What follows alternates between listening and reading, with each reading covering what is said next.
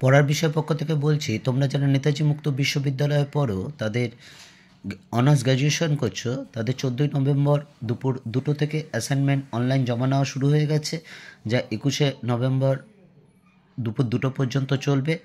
তোমরা যেহেতু ফার্স্ট ইয়ারে পড়ছো, তাই তোমাদের একবার বলে দিই, তোমরা হয়তো নিশ্চয়ই জানো যে নেতাজি মুক্ত বিশ্ববিদ্যালয় পরীক্ষা পদ্ধতির দুটো ভাগ। একটা হচ্ছে অ্যাসাইনমেন্ট, যেটা অনলাইন জমা হয়, 20 নম্বরের হয়। আরেকটা হচ্ছে অন্য কলেজে গিয়ে লেখা পরীক্ষা দিতে হয়, এতদিন তোমরা যেভাবে মাধ্যমিক বা উচ্চ মাধ্যমিক দিয়ে এসেছো। তা অনলাইন যে পরীক্ষাটা অ্যাসাইনমেন্ট, সেটা শুরু হয়ে গেছে, এবং আমরা পড়ার বিষয় পক্ষ থেকে একমাত্র চ্যানেল যেখানে এখন অবধি প্রায় 60টারও বেশি অ্যাসাইনমেন্টের সঠিক উত্তর দিয়ে দিয়েছি। এখন আমরা যেটা আলোচনা করব, তোমরা যারা নেতাজি মুক্ত বিশ্ববিদ্যালয় হিস্ট্রি অনার্স ফার্স্ট ইয়ারে পড়ো, তোমাদের CCHI 2 পেপারটা আছে। এই পেপারে যে 10টা MCQ প্রশ্ন থাকবে, তার সঠিক উত্তর নিয়ে আমরা হাজির হয়েছি। তা চলো আমরা শুরু করি। দেখো, আরেকটা কথা বলে নিই, তোমরা জানো যে MCQতে 4টে অপশন থাকে, যে অপশনটা ঠিক সেই অপশনটা দিতে হয়। আমরা পড়ার বিষয় পক্ষ থেকে এখন অনেক অ্যাসাইনমেন্ট পড়ে আছে, বুঝতেই পারছো। তোমরা অনেকেই অনেক কিছু বলছো, এটা দিন ওটা দিন। আমি সব কিছু উত্তর দিতে পারছি না, কিন্তু দেখছি, খেয়াল রাখছি এবং সেগুলো দেওয়ার চেষ্টা করছি, এবং যেগুলো বাকি থাকছে সেগুলো দিয়ে দেবো, আশা করি অবশ্যই দেবো।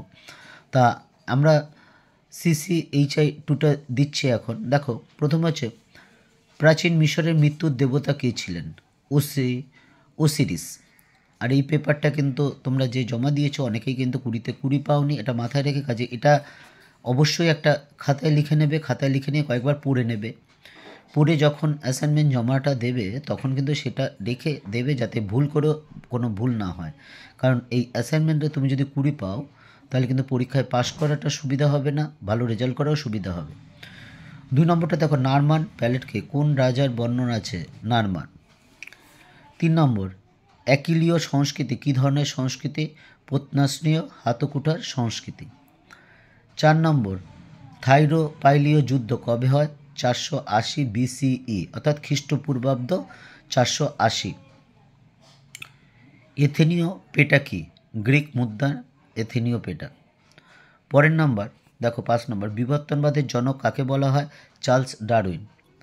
আমাদের দীর্ঘ শিক্ষকতার অভিজ্ঞতা, আমার নিজের ব্যক্তিগত 23-24 বছরের অভিজ্ঞতা, প্লাস আমার বেশ কিছু বন্ধুবান্ধব আছে বিভিন্ন স্কুল কলেজে, বা বেশ কিছু দাদা দিদি আছেন, তারাও বিভিন্ন স্কুল কলেজের সাথে যুক্ত, বা কিছু ছোটো ছোটো ভাই বোনের মতো আছে, তারাও বিভিন্ন শিক্ষা প্রতিষ্ঠানের সাথে যুক্ত।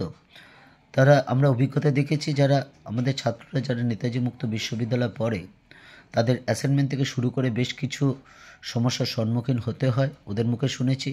তাই আমরা দীর্ঘদিন আলোচনার মাধ্যমে, বেশ কিছু আলোচনার মাধ্যমে অবশেষে আমরা একটা এই প্ল্যাটফর্মটা করি, যাতে আমরা তোমরা নেতাজি মুক্ত বিশ্ববিদ্যালয়ে যারা পড়ো, তাদের যদি অ্যাসাইনমেন্টের উত্তর বা বেশ কিছু সাজেশান বা কিছু উত্তর দিয়ে দেওয়া যায়, তাহলে ওদের সুবিধা হয় বা তোমাদের একটু সুবিধা হতে পারে হয়তো।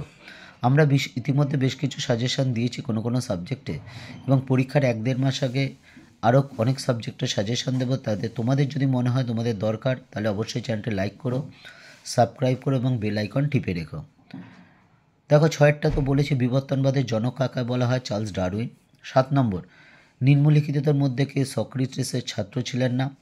অ্যারিস্টটল, কারণ অ্যারিস্টটল প্লেটোর ছাত্র ছিলেন। 8 নম্বর, প্রাচীন প্রস্তর যুগে কয়টি ভাগে বিভক্ত? 3টি।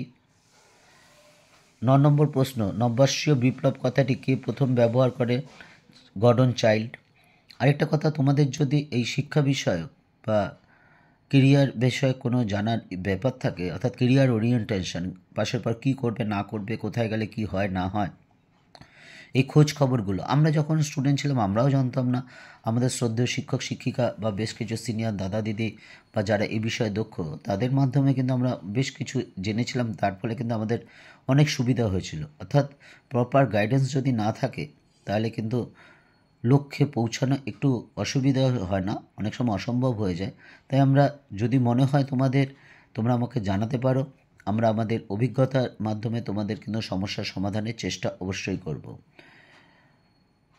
10 নম্বর লাস্ট প্রশ্ন দেখো, এই CCHI 2 এর, গিলগামেশ ছিলেন উরের রাজা, অর্থাৎ সুমেরের একটা জায়গা উর, তার রাজা ছিলেন কিন্তু গিলগামেশ, এবং তার বিখ্যাত গিলগামেশের কাহিনী তোমরা জানো, মহাকাব্য।